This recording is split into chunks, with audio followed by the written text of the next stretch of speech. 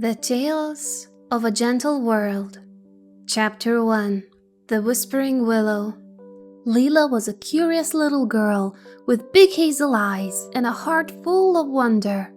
Every day after school, she would run to the park to her favorite place to explore the hidden mysteries of nature. One day, while playing hide and seek, she found a secluded spot under a tall, old willow tree. Its long, dropping branches seemed to whisper tales of ages gone by. As Leela sat down, leaning against its trunk, she heard faint whispers. "Why is no one listening to me?" the willow murmured. Leela, with a startled expression, whispered back, "I can hear you. What's your name?" The tree seemed to sigh in relief. "I'm Wanda, the Whispering Willow. For years, I've watched children play around me, but none have heard my stories. I felt so lonely." Leela felt a pang of sadness. "I'll listen to your stories, Wanda," she said, placing a comforting hand on the tree bark. And so began the enchanting tales of Wanda, stories of knights and dragons, of fairies and magical lands, of love, adventure, and most importantly, acts of kindness. Each story seemed to breathe life into the surroundings, with the rustling leaves acting as beautiful background score. Days turned into weeks and Leela's visits became a regular affair. She would eagerly wait for school to end so she could hear another tale from Wanda. But she noticed something. The stories Wanda told weren't just for entertainment. They were tales of kindness, showcasing the importance of understanding, compassion, and love.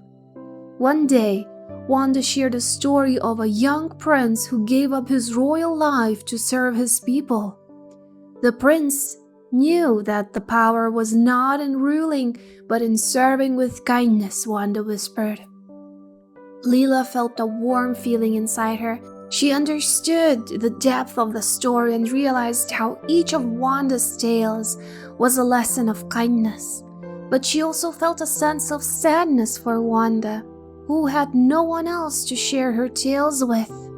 "I wish others could hear your stories too, Wanda," Leela said, her eyes glistening. "Why don't you bring them?" Wanda asked. And that's what Leela did. The next day she brought along her friends Jamie and Rosa. The trio sat under the tree and listened to her tales, their faces lighting up with wonder. Word spread, and soon the once lonely corner of the park became a hub of laughter, chatter, and stories. Children of all ages and even some adults gathered under Wanda, their hearts touched by her tales of kindness. The tree, which once whispered in loneliness, now spoke loudly, her stories echoing with love and passion. Wanda had become a beacon of hope, teaching every listener the power of kindness and how it could transform lives. Leela felt proud, not just bringing people to Wanda, but of understanding the depth of her tales.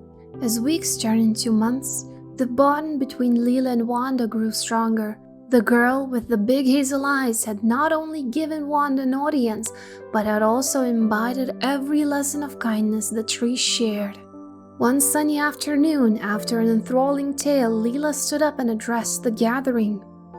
"Each of Wanda's stories has touched our hearts. They taught us the value of kindness. Let's not just be listeners, let's be doers. Let's spread kindness in the world just like heroes and heroines of Wanda tales." The crowd erupted in applause, their faces shining with determination. They understood the message and they were ready to make a difference. And so, from that day, the park wasn't just a place of play. It became a ground of kindness, where every individual, young and old, made an effort to be kinder, more understanding, and more compassionate. The Whispering Willow had indeed whispered the most powerful tale of all, the tale of kinder word.